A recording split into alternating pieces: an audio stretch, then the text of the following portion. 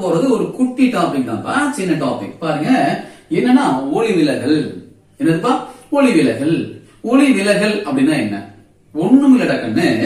ஒளியானது ஒரு ஊடகத்திலிருந்து மற்றொரு ஊடகத்திற்கு செல்லும் பொழுது அதனுடைய நேர்கோட்டு பாதை இருக்கு பாத்தீங்களா, நேரா போறக்கூடிய பாதை சற்று விலகல் அடைந்து செல்லும். நேரா போகாம சற்று விலகல் அடைந்து போகும். அதுதான் நம்ம ஒளி விலகல்னு சொல்றோம். அப்போ ஒளியின் பாதையில் ஏற்படக்கூடிய இந்த விலகலை நம்ம என்ன சொல்லுவோம்? ஒளி விலகல் அப்படின்னு சொல்லுவோம்.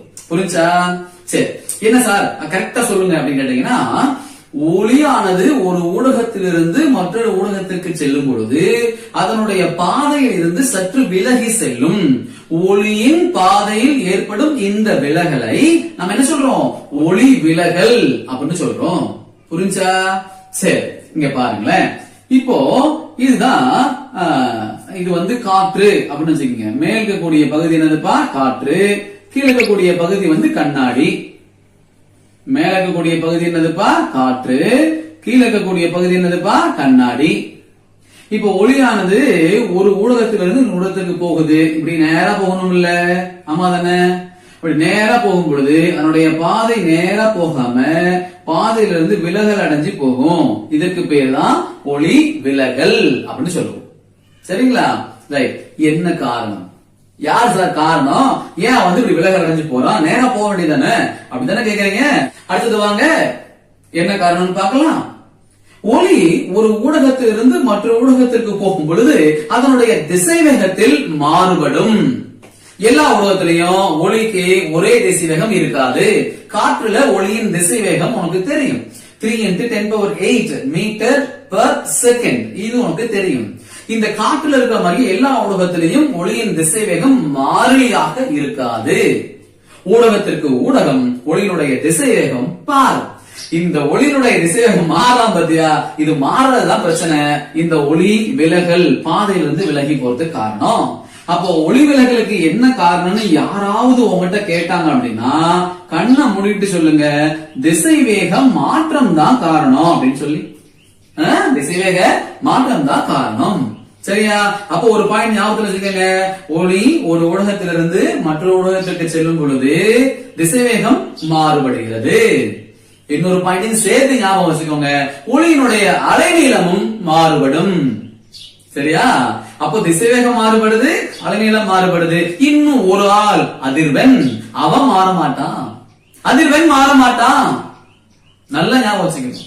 அப்போ ஒளி ஒரு ஊடகத்திலிருந்து மற்றொரு ஊடகத்திற்கு செல்லும் பொழுது அதனுடைய அலைநீளம் மாறலாம், அதனுடைய திசைவேகம் மாறலாம், ஆனா அதிர்வெண் மாறாது. Okay, good. அடுத்தது வாங்க, ஒளி விலகல் எண் அப்படின்னா என்ன சார்? இந்த ஒளியினுடைய திசைவேகம் மாறணும்னு சொன்னது கண்ணு. ஒரு ஊடகத்துல ஒளியினுடைய திசைவேகம் எவ்வளவு இருக்கும் அப்படின்னு கண்டுபிடிக்கிறதுக்கு நாம கிட்ட இருக்க ஒரு எண் தான் ஒளி விலகல் எண். இது என்ன சொல்லுவாங்கன்னா மியூ அப்படின்னு குறிப்பாங்க. என்ன லெட்டர்ப்பா? மியூ அப்படின்னு குறிப்பாங்க. சரியா?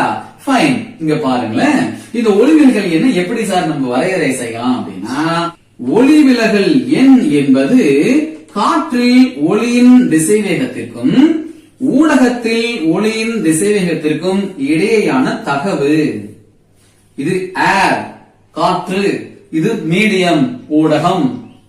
அதனால ஒளி விலகல் எண் என்பது காற்றில் ஒளியின் திசைவேகத்திற்கும் ஊடகத்தில் ஒளியின் திசைவேகத்திற்கும் இடையேயான தகவு அப்படின்னு பிரிக்கலாம். சரியா? கவனிங்க. வேறு மாதிரி எப்படி பிரிக்கலாம் அப்படின்னு கேட்டீங்கன்னா, இதே ஒளி விலகல் என்ன λA டிவைடட் பை λm அப்படின்னு சொல்லலாம். காற்றில் அலைநீளம், ஒளியின் அலைநீளம், ஊடகத்தில் ஒளியின் அலைநீளம். அப்ப நீங்களே டிஃபைன் பண்ணலாமே, வரையறை செய்யலாமே. ஒளி விலகல் எண் ஆனது காற்றில் ஒளியின் அலைநீளத்திற்கும் ஊடகத்தில் ஒளியின் அலைநீளத்திற்கும் இடையேயான தகவு. அத நம்ம என்ன சொல்லணும்? ஒளி விலகல் எண் அப்படின்னு சொல்லலாம். சரியா? கொஞ்சம் கவனிக்கணும். என்ன கவனிக்கணும் அப்படின்னா, காற்றில் ஒளியின் திசைவேகம் மாறிலி தெரியும். அப்போ ஊடகத்தில் ஒளியின் திசைவேகமும் ஒளி விலகல் எண்ணும் என்ன விகிதம்? மேலே கீழே இருந்தா எது விகிதம்? சூப்பர்பா. எது விகிதம்? எது விகிதம்னா இவன் மதிப்பு அதிகமா இருந்துச்சுன்னு வச்சுக்கீங்க, இவன் மதிப்பு என்ன ஆகும்? கம்மியாயிரும். அதாவது எந்த ஊடகத்திற்கு ஒளிவிலகல் எண் அதிகமாக இருக்கிறதோ அந்த ஊடகத்தில் ஒளியின் திசைவேகம் குறைவாக இருக்கும். ஃபைன். அதே போலதான் இங்கேயும் இங்கேயும் இங்கேயும் எந்த ஊடகத்திற்கு ஒளிவிலகல் எண் அதிகமாக இருக்கோ அந்த ஊடகத்துல ஒளியினுடைய அலைநீளம் குறைவாக இருக்கும். ஞாபகம் வச்சுக்கிறீங்களா?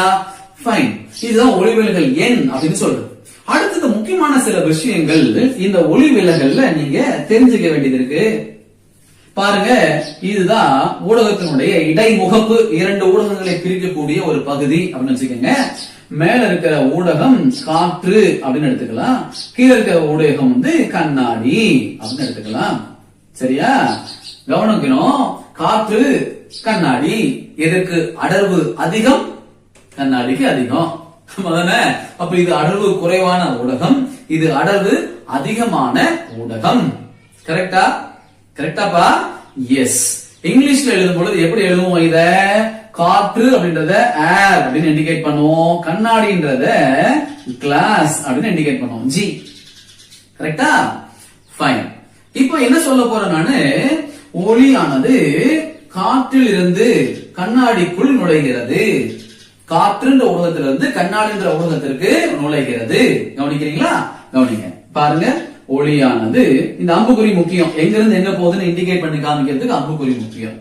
கவனிச்சுங்க. காற்றுல இருந்து வருதுப்பா, இது படுபுள்ளி. என்ன புள்ளி?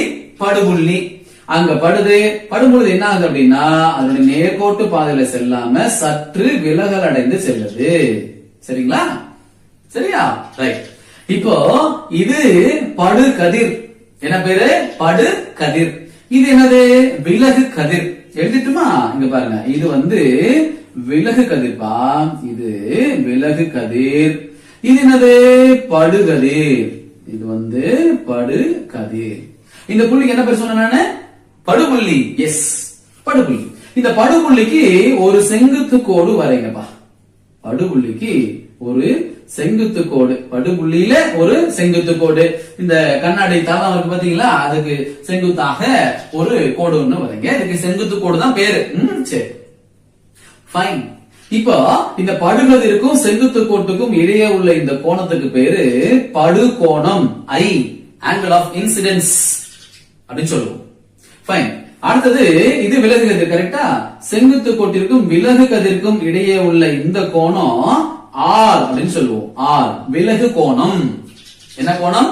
விலகு கோணம், ஆங்கிள் ஆஃப் ரிஃப்ராக்ஷன் அப்படின்னு சொல்லுவோம். Fine, super. இப்ப அடுத்தது என்ன கேட்டீங்கன்னா, இந்த காற்றுல ஒளியினுடைய திசை வேகத்தை நம்ம CA எடுத்துக்கலாம்டா கண்ணு.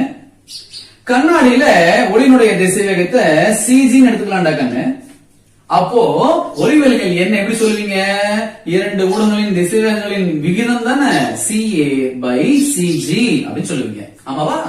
இதை எப்படி எழுதலாம் அப்படின்னா ஒளிவிலகல் எண்ணிற்கு சமம். ஆமா தானப்பா? ரைட். இதை எப்படி சொல்லுவாங்கன்னா இந்த ஏவை முன்னாடி போட்டுருவாங்க, ஜிய ரெண்டாவது போடுவாங்க.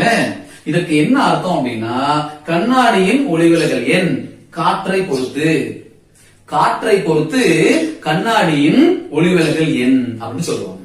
சரியா?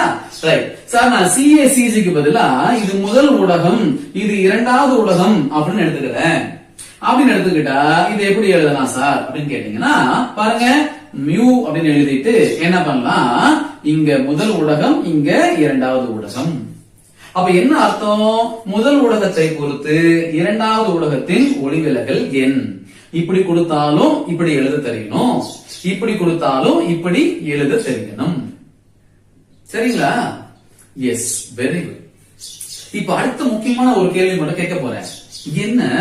என்ன கேள்வி, என்ன நம்ம புரிஞ்சுக்கணும் அப்படின்னு கேட்டீங்கன்னா, கவனிங்க. ஒளி எங்க இருந்து எங்க போகுது? காற்றுல இருந்து கண்ணாடிக்கு போகுது. அதாவது அடர்வு குறைவான ஊடகத்திலிருந்து அடர்வு அதிகமான ஊடகத்திற்கு போகுது. ஆமாவா? கவனி. அப்படி போகும்பொழுது என்ன ஆகும்னா, விலகு கதிர் இருக்கு பாத்தீங்களா, விலகு கதிர் செங்குத்து கோட்டை நோக்கி வரும். செங்குத்து கோட்டை நோக்கி விலகல் அடையும். இப்படி போற வேண்டிய கதிர் இப்படி விலகல் அடையும், செங்குத்து கோட்டை நோக்கி விலகல் அடையும். அப்ப அடுத்தது நீ கேப்பியே, என்ன கேப்ப? சார் சார் சப்போஸ் ஒளியானது இங்க பாருங்க, இது காற்று, இது காற்று, இது கண்ணாடி, அப்படி இருக்கட்டும். இது காற்று, இது வந்து என்னதுப்பா? கண்ணாடி. இப்போ ஒளியானது கண்ணாடியிலிருந்து காற்றுக்குள் நுழைகிறது, கண்ணாடியிலிருந்து காற்றுக்குள் நுழைகிறது. அதாவது அடர்வு அதிகமான ஊடகத்திலிருந்து அடர்வு குறைவான ஊடகத்திற்கு போகுது. இதான் நம்ம சந்தேகம் கேட்க வந்தீங்க. பாருங்க, அப்படி போகும்பொழுது என்ன சார் ஆகும்? இது பாருங்க, அந்த செங்குத்து கோடு. இப்ப என்ன ஆகும் கேட்டீங்கன்னா, இந்த விலகு கதிரானது செங்குத்து கோட்டிலிருந்து விலகி செல்லும், செங்குத்து கோட்டிலிருந்து விலகி செல்லும். அப்ப என்ன டவுட் கிளியர் ஆயிடுச்சா? அடர்வு குறைவான ஊடகத்திலிருந்து அடர்வு அதிகமான ஊடகத்திற்கு வரும் பொழுது செங்குத்து கோட்டை நோக்கி விலகு கதிர் செல்லும். அடர்வு அதிகமான ஊடகத்திலிருந்து அடர்வு குறைவான ஊடகத்திற்கு செல்லும் பொழுது விலகு கதிர் செங்குத்து கோட்டை விட்டு விலகி செல்லும். இது ரெண்டையும் நீங்க நல்லா ஞாபகம் வச்சுக்கணும். இதெல்லாம் ஞாபகம் இருந்ததுன்னா ஒளி விலகல் விதிகளை நம்ம பார்க்கலாம். பாப்போமா? ஒளி விலகலுக்கான விதிகள் 2 விதி இருக்குப்பா. முதல் விதி என்னன்னு கேட்டீங்கன்னா, 2 விதி இருக்குமே ஒரு கான்செப்ட் பொதுவா சொல்லிடணும். நீங்க என்னன்னா, ஒளியானது ஒரு ஊடகத்திலிருந்து மற்றொரு ஊடகத்திற்கு செல்லும் பொழுது, இத காமனா சொல்லிடணும். ஒளியானது ஒரு ஊடகத்திலிருந்து மற்றொரு ஊடகத்திற்கு செல்லும் பொழுது படுகதிர் அப்புறம் விலகு கதிர், படுகதிர், அடுத்தது என்னதுப்பா?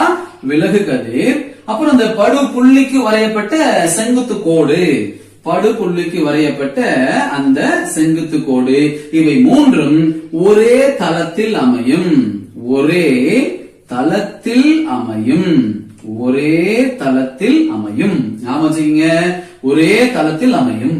அதாவது படுகதிர், அப்புறம் விலகு கதிர், அப்புறம் வரையப்பட்ட செங்குத்து கோடு மூன்றும் ஒரே தளத்தில் அமையும். கீழே ஒரே தளத்துல தான் எல்லாமே அமையும்.